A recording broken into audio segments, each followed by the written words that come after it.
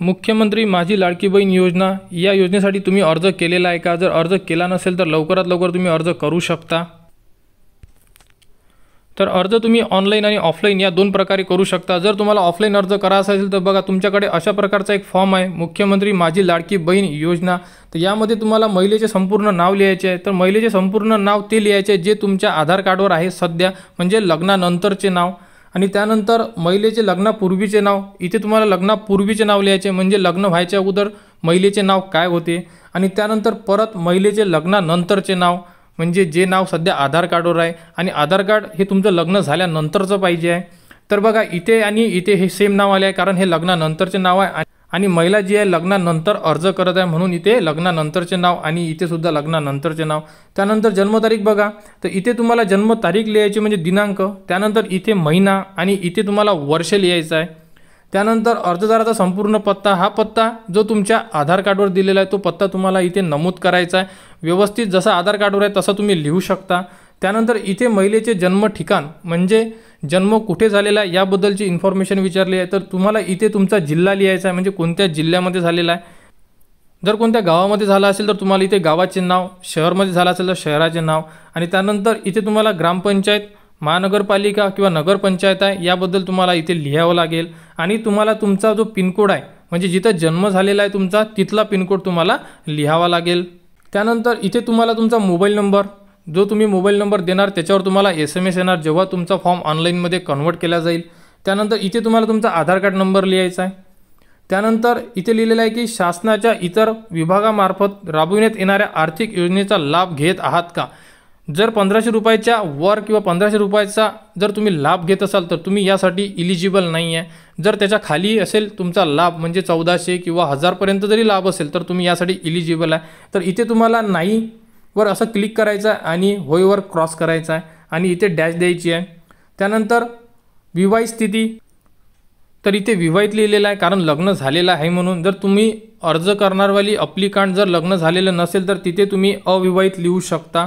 तर इथे विवाहितला क्लिक केलेला आहे। अशा प्रकारे पूर्ण माहिती फिल करून घ्या। त्यानंतर इथे तुम्हाला तुमचे बँक अकाउंट देणं गरजेचं आहे। तर बँक अकाउंटमध्ये बघा सर्वप्रथम तुम्हाला बँकेचे नाव, जसे बँक ऑफ महाराष्ट्र लिहिलेलं आहे, त्यानंतर बँक खातेधारकाचे नाव जे आधार कार्डवर आहे त्या नावाने तुम्हाला अकाउंट असणं गरजेचं आहे। जे तुमच्या आधार कार्डवर नाव आहे तेच नाव तुमच्या बँकेला असणं गरजेचं आहे, इथे तुम्ही बघू शकता। त्यानंतर बँक खाते क्रमांक, आणि बँक खाते क्रमांक चेक करा कारण बँक खाते क्रमांक जर चुकला तर तुमचे जे पैसे हे तुमच्या खात्यावर जमा होणार नाही आहे। त्यानंतर बँकेचा IFSC कोड, हा तुमचा बँकेच्या पासबुकवर IFSC कोड दिलेला आहे, तो IFSC कोड तुम्हाला इथे अचूक नमूद करायचा आहे। त्यानंतर आपला आधार क्रमांक बँक खात्याला जोडला आहे का, तर इथे होयवर असा क्लिक करायचा आहे आणि नाहीवर अशी क्रॉस द्यायचा आहे तुम्हाला। त्यानंतर 11 नंबरचा पॉईंट आहे नारी शक्तीचा प्रकार। तर नारी शक्ती प्रकारमध्ये इथे तुम्हाला सामान्य महिला करू शकता। जर तुम्ही कोणाकडे अर्ज देत आहेत त्याच्यामधून तुम्हाला एक सिलेक्ट करायचा आहे। जर तुम्ही स्वतः करत असाल तर इथे सामान्य महिला, अंगणवाडी सेविका अशा प्रकारे एक तुम्ही क्लिक करू शकता। आणि यासोबत आता तुम्हाला डॉक्युमेंट्स कोणकोणते द्यायचे आहे बघा, आधार कार्ड हे द्यावंच लागणार आहे। त्यानंतर जन्मतारखेसाठी ऑप्शन आलेले आहे, तर यामध्ये तुम्ही अधिवास असेल तर देऊ शकता, जन्म प्रमाणपत्र किंवा TC किंवा वोटिंग कार्ड हे डॉक्युमेंट तुम्ही देऊ शकता। त्यानंतर उत्पन्नाच्या दाखल्यासाठी तुम्ही राशन कार्ड देऊ शकता किंवा उत्पन्नात दाखला देऊ शकता, किंवा आता एक डिक्लेरेशन फॉर्म आलेला आहे तो फॉर्मसुद्धा तुम्ही देऊ शकता। त्यानंतर एक हमीपत्र आहे जे आता आपण या व्हिडिओमध्ये बघणार आहे, ते हमीपत्र आणि तुम्हाला बँक पासबुक आणि एक फोटो, म्हणजे आता एवढे डॉक्युमेंट्स तुम्हाला द्यावं लागणार आहे। आणि सर्व डॉक्युमेंट्सला आता ऑप्शनल डॉक्युमेंट उपलब्ध करून दिलेले आहे। तर तुमच्याकडे कोणतं डॉक्युमेंट नसेल तर तुम्ही यामधून जे ऑप्शनल डॉक्युमेंट आहे ते डॉक्युमेंट देऊ शकता। आणि हा फॉर्म भरल्यानंतर हा फॉर्म तुम्हाला तुमच्या जवळच्या अंगणवाडी सेविकाकडे देऊ शकता तुम्ही, किंवा ऑनलाईन करू शकता जर ऑनलाईन करू शकत असाल तर। परंतु साईडमध्ये लोड आहे त्यामुळे फॉर्म डेमध्ये होत नाही आहे, तर भरपूर जे अप्लिकंट आहे हे नाईटला फॉर्म भरत आहे।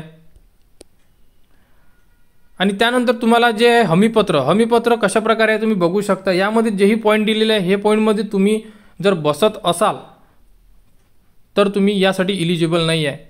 तर बघा 2.5 लाखाच्या आत इन्कम असणं गरजेचं आहे, जर असेल तर तुम्हाला इथे क्लिक करायचं आहे। त्यानंतर कुटुंबामध्ये कोणी आयकरदाता म्हणजे इन्कम टॅक्स भरते का, जर असेल तुम्ही यामध्ये भरत असाल तर तुम्ही इलिजिबल नाही आहे, तर इथे नाही म्हटलेलं आहे म्हणून इथे आपण क्लिक केलेलं आहे। त्यानंतर मी स्वतः किंवा कुटुंबातील सदस्य कुठेही सेवानिवृत्त किंवा कोणत्याही सरकारी याच्यामध्ये कार्यरत नाही आहे. त्यानंतर मी शासनाच्या इतर विभागामार्फत राबविण्यात येणाऱ्या 1500 रुपयापेक्षा रकमेचा आर्थिक योजनेचा लाभ घेतलेला नाही. तुम्ही जर लाभ घेत असाल दुसरा तर तुम्ही यासाठी इलिजिबल नाही आहे. माझ्या कुटुंबातील सदस्य आमदार खासदार नाही आहे. माझ्या कुटुंबाचे सदस्य भारत सरकार किंवा राज्य सरकारमध्ये कार्यरत आहे का, तर तुमचे नसले पाहिजे. जर असेल तर तुम्ही यासाठी इलिजिबल नाही आहे. माझ्या कुटुंबातील सदस्यांचे संयुक्तपणे 5 एकर, तर हा जो पॉईंट आहे हा पॉईंट कॅन्सल करण्यात आलेला आहे. म्हणजे तुमच्याकडे आता किती शेती असेल तरी तुम्ही अर्ज करू शकता. फक्त आणि फक्त यामध्ये 4 चाकी वाहन जर असेल तर तुम्ही यासाठी अर्ज करू शकत नाही आहे. जर तुमच्या फॅमिलीमध्ये कोणाच्याही नावाने 4 चाकी गाडीची नोंद असेल, ट्रॅक्टर सोडून, जर ट्रॅक्टर असेल तर काही प्रॉब्लेम होणार नाही आहे. परंतु जर 4 व्हीलर असेल तुमच्या नावाने तर तुम्ही यासाठी अर्ज करू शकत नाही आहे. हे सर्वांनी लक्षात असू द्या. कारण भरपूर जे अप्लिकंट आहे, ज्या महिला आहे, ह्या कमेंट्स करत आहे की 4 चाकी गाडीची जी अट आहे ही रद्द करण्यात यावी. परंतु यावरती निवेदन दिलेलं आहे, परंतु यावरती अजूनपर्यंत कोणतीही प्रतिक्रिया वरिष्ठांकडून आलेली नाही आहे. जर कोणतीही अपडेट येईल तर ती तुम्हाला आपल्या यूट्यूब चॅनलवर उपलब्ध करून देण्यात येणार आहे. त्यासाठी तुम्ही आपल्या चॅनलला सबस्क्राईब करून ठेवा, जेणेकरून येणारी जेही अपडेट असेल ती तुमच्यापर्यंत पोहोचली पाहिजे. तर अशा प्रकारे हे हमीपत्र भरून घ्या. हमीपत्र भरल्यानंतर इथे काही इन्फॉर्मेशन दिलेली आहे, ही तुम्हाला रीड करून घ्यायची आहे. त्यानंतर इथे तुम्हाला अर्जदाराची साईन करायची आहे. म्हणजे आपण ज्यांच्या नावाने अर्ज करतोय त्यांची इथे तुम्हाला सिग्नेचर घ्यायची आहे.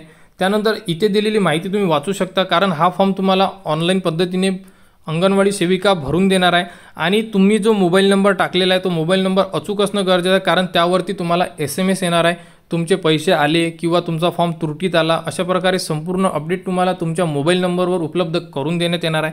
आणि त्यानंतर सर्वात खाली एक पोचपावती दिलेली आहे. तर ही पोचपावती आपल्याला सांभाळून ठेवायची आहे, कारण ही पोचपावती म्हणजे आपण दिलेला फॉर्म याची पोचपावती असणार. जर ही पोचपावती तुमच्याकडे नसेल तर तुमचा फॉर्म तुम्ही भरलेला हे ग्राह्य धरण्यात येणार नाही आहे. तर ही पोचपावती तुम्हाला इथून कट करून अशा प्रकारे हा भाग तुम्हाला देण्यात येईल. आणि तुमचा इथे फॉर्म नंबर म्हणजे नोंदणी क्रमांक तुम्हाला मिळण्यात येणार आहे. आणि यामध्ये ऑनलाईन आहे की ऑफलाईन आहे यामध्ये असा टिक येईल.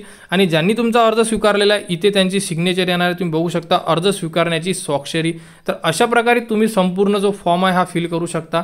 तर हा फॉर्म फिल करून तुम्ही तुमच्या जवळच्या अंगणवाडी सेविकाकडे देऊ शकता. दिल्यानंतर ते ऑनलाईन करेल. ऑनलाईन केल्यानंतर तुम्हाला एक अप्लिकेशन फॉर्म जनरेट होईल.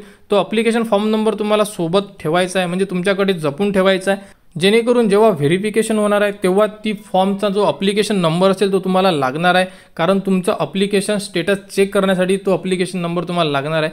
जर तुम्ही ऑनलाईनसुद्धा फॉर्म भरू शकता, ॲप दिलेला आहे, ॲप थ्रू तुम्ही फॉर्म भरू शकता जर भरायचं असेल. त्यामुळे डॉक्युमेंट्स तुम्ही अपलोड करू शकता. अपलोड केल्यानंतर तुम्हाला हा फॉर्म भरायची गरज नाही आहे, म्हणजे ऑफलाईन फॉर्म भरायची गरज नाही आहे. आणि ऑनलाईन फॉर्म भरल्यानंतर तुम्हाला तिथूनसुद्धा एक जो अप्लिकेशन नंबर असतो तो जनरेट होतो. जसा यामध्ये एक अप्लिकेशन नंबर म्हणजे नोंदणी क्रमांक जो जनरेट झालेला आहे अशा प्रकारे एक जनरेट होईल, तो तुम्हाला सांभाळून ठेवायचा आहे. तर फॉर्मची कोणत्याही प्रकारची अजूनपर्यंत PDF उपलब्ध करून दिलेली नाही आहे, परंतु काही दिवसामध्ये साईट उपलब्ध करून देण्यात येणार आहे. साईट उपलब्ध झाल्यानंतर आपण त्या साईटवरून आपला अप्लिकेशन म्हणजे नोंदणी क्रमांक टाकून ती PDF डाउनलोड करू शकणार आहे. ती अपडेट अजूनपर्यंत उपलब्ध झालेली नाही आहे. उपलब्ध झाल्यानंतर तुम्हाला ती आपल्या यूट्यूब चॅनल उपलब्ध करून देण्यात येणार आहे. तर ज्यांचेही अर्ज बाकी आहे ऑफलाईन भरायचं असेल तर लवकरात लवकर ऑफलाईन भरून आपल्या जवळच्या अंगणवाडी सेविकाकडे देऊ शकता. आणि जर ऑनलाईन भरायचं असेल तर तुम्ही ऑनलाईनसुद्धा करू शकता. फक्त एवढंच आहे की दिवसाला साईट प्रॉब्लेम देत आहे, तर रात्रीला तुम्ही ट्राय करू शकता किंवा मॉर्निंगलासुद्धा ट्राय करू शकता. तर माझी लाडकी बहीण योजना या अंतर्गत जेही पुढील अपडेट येईल ती तुम्हाला आपल्या यूट्यूब चॅनलवर उपलब्ध करून देण्यात येणार आहे.